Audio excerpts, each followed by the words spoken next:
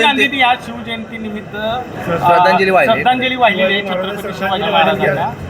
मुळात मला वाटतं त्या मूर्खाला कळलं नसेल पुण्यतिथी कधी आणि शिवजयंती कधी. त्याला वाटलं असेल आजची शिवजयंती म्हणजे पुण्यतिथी असेल म्हणून त्याने कदाचित ती श्रद्धांजली वाहिली असेल. पण आपल्या शिवभक्तांसाठी आजचा दिवस हा सोन्याचा दिवस आहे आणि आम्ही अख्ख्या महाराष्ट्र हा कार्यक्रम साजरा करतो आहे. आणि बरोबर येणाऱ्या पुढल्या तिथीला तर त्याच्यापेक्षा डबल पद्धतीने तिथीप्रमाणे कार्यक्रम साजरे केले एका जातात. बाजूला ऑपरेशन टायगर करण्यासाठी उद्धव ठाकरे यांनी बैठक बोलवली आहे. खरं ऑपरेशन टायगरची दास्ती घेतली. बघा ज्या वेळेला वेळ होती त्यावेळेला त्यांना करता आलं नाही.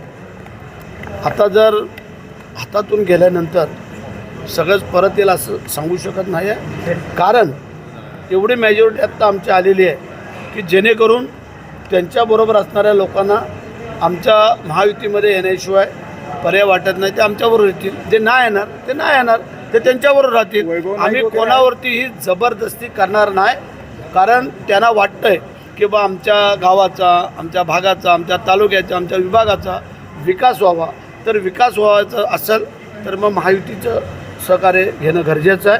आणि त्या अनुषंगाने कदाचित त्यांची जे काही लोक येऊ घातलेले आहेत त्यांचं आम्ही स्वागत करतो आहे. कारण आमचा दरवाजा थोडा मोठा आहे त्यामुळे आम्ही त्यांना तो प्रवेश देतो आहे. आणि सगळं साफ करणार. साप मागच झालं असतं. भास्कर जाधव एक फक्त ते उरले, ते पण थोड्या फरकाने आले. ते जेवढे त्वशाने आवेशाने बोलत होते तेवढ्या फरकाने ते काही निवडून नाही आले. लक्षात आलं का? 2000च्या फरकाने निवडून आले म्हणजे जय महाराष्ट्र त्यांचा ठरला होता. पण काही कारणास्तव थोडेसे तरलेत. आता ते विचार करत आहेत काय करायचं. कारण सिंधुदुर्ग, रत्नागिरी, रायगड, ठाणे आणि पालघर याच्यामध्ये त्यांचं हायकून एक वेळेला जो त्यांचा बालेकिल्ला होता तो आता एकनाथ शिंदे साहेबांचा आम्ही बालेकिल्ला करून दिलेला आहे.